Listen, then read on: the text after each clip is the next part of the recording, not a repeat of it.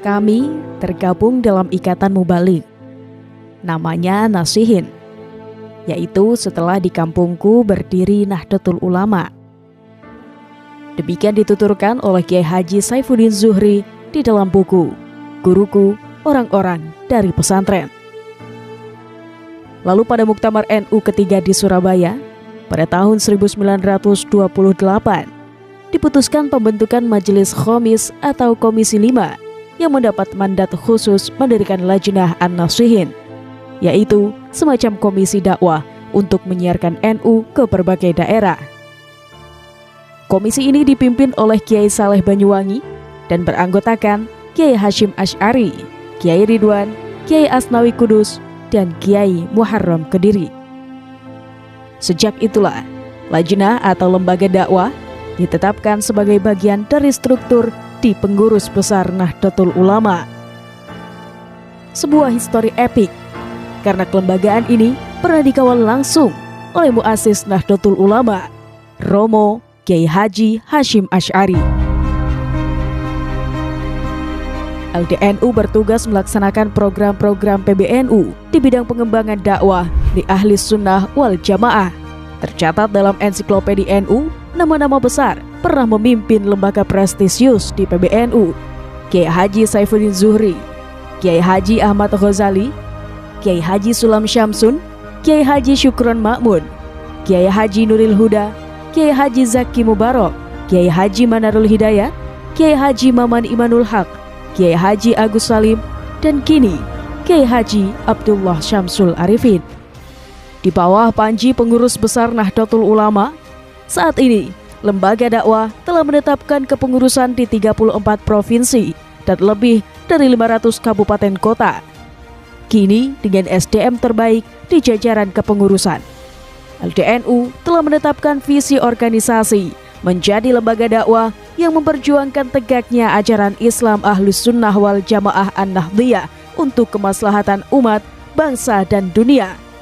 Lembaga dakwah Pengurus Besar Nahdlatul Ulama adalah pelaksana program dan kebijakan Pengurus Besar Nahdlatul Ulama di bidang dakwah.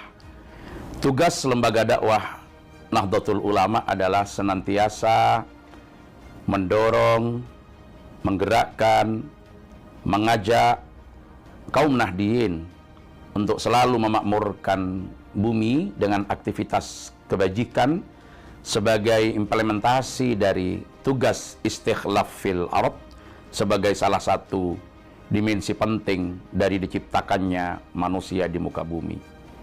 Dakwah yang digemakan oleh LDNU tidak lain tetap berprinsip kepada prinsip-prinsip Ahlus Sunnah wal Jamaah, yaitu tawassut, moderat, tawazun. Artinya berpegang pada prinsip keseimbangan. Keseimbangan antara dimensi duniawi dan dimensi ukhrawi. Kemudian yang ketiga adalah at-tasamuh, toleran. Kemudian i'tidal, tegak lurus di atas ketentuan dan aturan-aturan yang berlaku, baik yang ditetapkan oleh agama atau norma dan aturan-aturan lainnya yang dipedomani oleh masyarakat.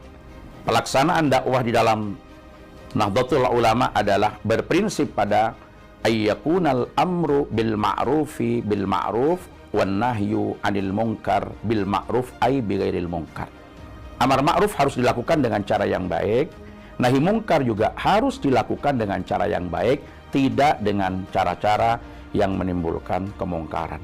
Sehingga dakwah yang disampaikan adalah dakwah ramah, dakwah rahmah, bukan dakwah yang marah. Berdinamika dalam dakwah dan berdakwah secara dinamis. Bagi LDNU, kalimat ini bukan sekedar jargon.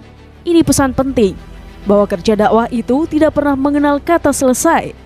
Kerja dakwah juga harus selalu up to date, menyesuaikan diri dengan perkembangan zaman, sholihun likulli zamanin wa makan.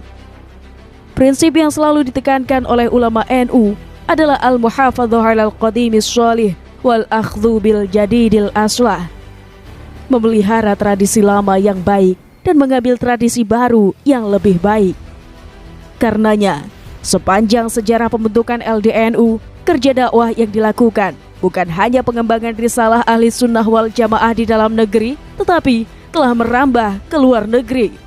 Selain pengajian rutin secara online untuk masyarakat diaspora, LDNU juga kerap kali melakukan pengiriman dai ke luar negeri, bekerja sama dengan Lazisnu dan PCI-NU sedunia, program yang tergabung dalam Komite Inti Dai Internasional dan Media NU atau Kodim NU, juga merupakan langkah strategis dalam mengawal visi 1 abad NU, yakni merawat jagat, membangun peradaban.